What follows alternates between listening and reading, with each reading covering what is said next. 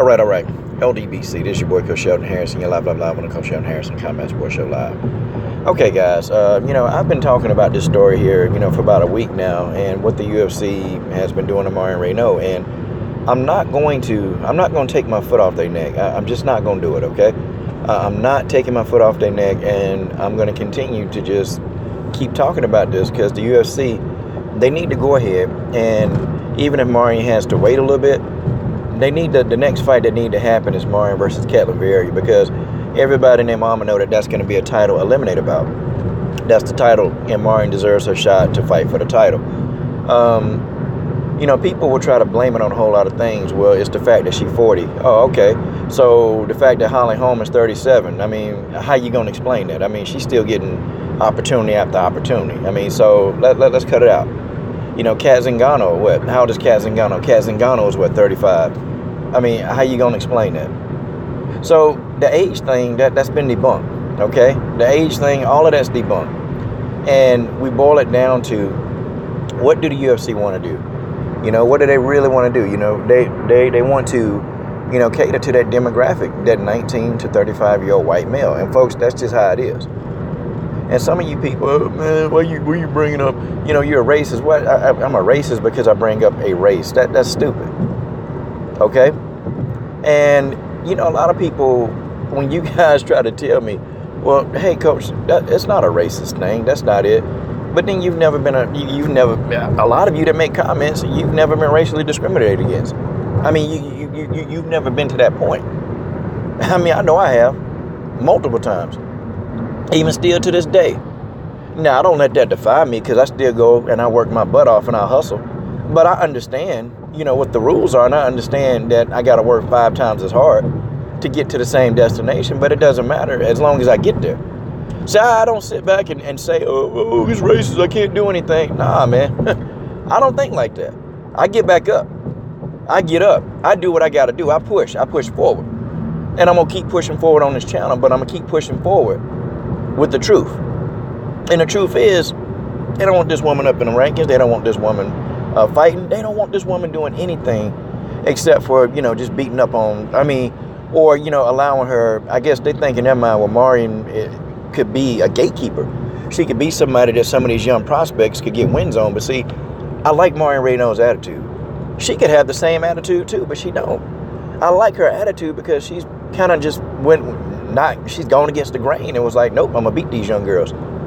And what she been doing? Been beating them. See, this is amazing. People, they try to use the age thing with Marion Reneau, but, Sarah McMahon is, 36? Holly Holm is 37. Cat Zingano is 35. I mean, how you going to explain this? But everybody want to say, oh, it's because she old. Nah, stop. See, what Marion Reneau has done, and what she's continuing to do, is she is destroying the status quo. She's destroying that. And she's putting everybody on notice that, what? She's a legitimate threat, and you better take her seriously. Yeah. See, Marion is a promoter's dream. If you promote a fighter, if you're a manager of a fighter, she's a manager's dream, because if you didn't know anything about Marion, you look at it on paper and be like, oh, okay. She's 40, she done had 9, she done had 13 pro fights. This, that. See, you could say that, and everything would seem to be in their favor. But then when they get Marion up in that octagon, it's a whole nother story. Okay? This woman keep coming. She keep coming. She keep coming at you. She doesn't stop. And when you got somebody in your face like that for 3 or 5 rounds, that they don't stop coming. No matter what you do to them, they're still coming for you.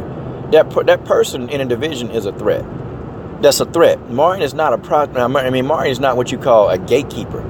She's what you call a threat.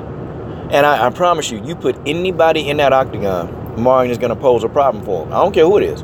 Anybody in the octagon, she's going to make herself known. She's going to get her shots off. That's just how it is. She may not even win the bout, but Marion Reneau is going to get her shots off. And you're going to know that you've been in a fight with Marion Reneau when you get out the octagon. And that's just the way that is. That's just the way that is. Now, on the flip side of this, you got Leslie Smith, who Leslie was removed from the rankings. Hold on. Let me try to get Leslie up here.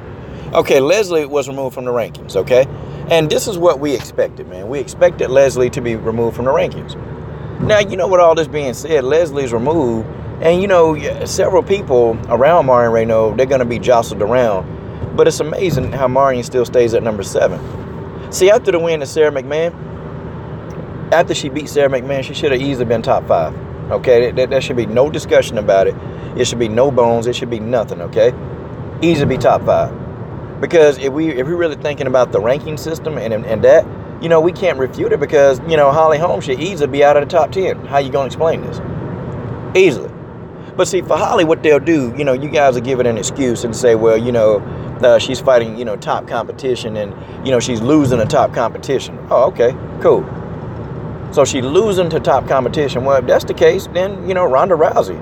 Ugh, yuck. I guess we could say Ronda Rousey is the number 1 contender. If we only looking at who people lose to on top contender. Or you know, we should be looking at Marion's resume. I mean, Marion lost to Holly. So should Marion Reneau still be a top contender since, you know, she lost to a top fighter? See, guys, the narrative that people push, it just don't work with me because I push my own and I push it to the truth. The truth is, this woman right now, and man, come on. This woman right now, I think the way that she has been treated, I think that Marion need to make a statement. And not even, you know, letting Cat Zingano hang around. Don't let Cat Zingano hang around. I mean, literally finish Cat Zingano in the first round. I'm talking about get Cat out of there. Go with an intention of knocking Cat clean, smooth the PG-13 channel out. Go with that intention of knocking Cat out. Not even letting Cat Zingano breathe. Matter of fact, treat Cat Zingano like the person who been on a losing streak. Because, see, I know what it is, man. You know, Cat team, they eating this up. Marion is beatable. That's what they saying. She's beatable. Marion still ain't hit her peak yet. You got to remember, she ain't been doing martial arts that long. She ain't even hit her peak. See, you know, people are wondering, well, how can Marion at 40, you know, still do the thing? How can she do these things? Because she hadn't hit her peak yet. Okay? Her body ain't taking a lot of damage over the years. She's still MMA fresh. Like Marion was getting in there and didn't really understand all the holes and all the maneuvers. Marion didn't understand that stuff. She didn't understand. She didn't understand none of that. She was getting in there with raw talent and beating people. And then over time, her skill sets developed to what we have now. So I'm riding with Marion.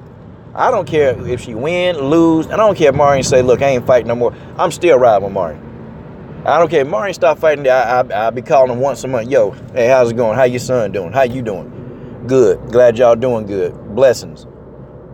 Because, see, when you roll with somebody, you roll with them, man. Because I don't roll with her because she's a fighter. I roll with her because of her integrity. That's why I roll with her. It don't take, like, because of her integrity and what she stand for. That's why I roll. See, it's hard for me to roll for anybody whose integrity is low. It's hard for me to roll with anybody with low integrity. I can't do it. I can't do it. Okay? We can say whatever. But I roll with Marion Reneau because of her integrity, man. And this woman stands for truth. She stands for what's right in this country and what's right in this world. That's what she stands for. Now, whenever she step into the octagon, you know, a part of me, you know, I feel like, yes, you know, I'm supporting the right person because the right person is doing the right thing. But this stuff ain't going to go unnoticed. And I'm going to keep my pressure on the UFC neck. I'm going to stay on their neck.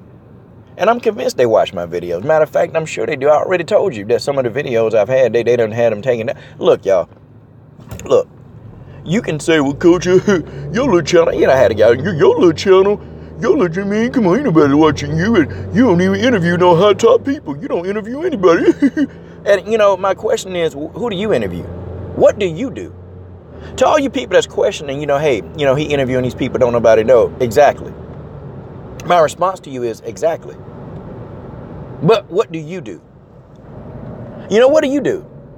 I'd rather sit here and I'd rather talk and discuss people like Marion Reneau. You know, I'd rather interview people like Bruce Sander. You know, I'd rather interview people like Janice Gomez. I'd rather interview the Jasmine Crawfords. You know, I'd rather interview the Chelsea LaGrasses. I'd rather interview them. Exactly.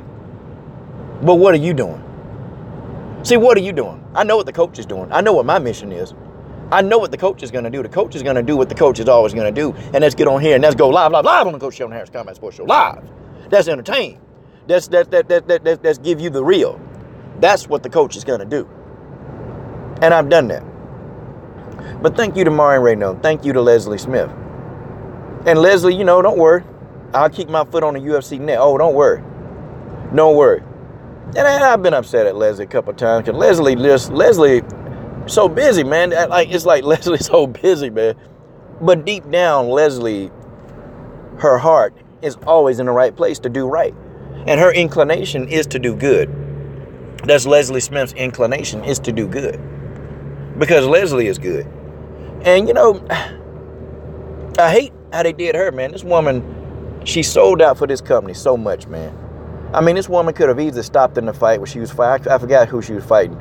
But, you know, this woman had half her ear. Part of her ear was already off. This woman still was fighting. Okay, this woman still was fighting. I mean, she took a match against Chris Cyborg, to save a show. But what did she do, man? You know, she get in there, she get beat, and Leslie, you know, still trying to get up and trying to fight. Why y'all stopping the fight? No, this fight ain't over. See, you got to respect a person like Leslie Smith. But see, you know what, man? All this karma that's coming back, I'm telling y'all, don't be surprised, man. Don't be surprised, anybody. If Leslie Smith and her team, they sue. I think Leslie Smith got a case, man. See, all she need to do is get a good attorney that can actually put the pieces together. They got a case. But you guys tell me what you think. This is your boy, Coach Shelton here. What are you waiting on? Subscribe to the best women's MMA platform on YouTube.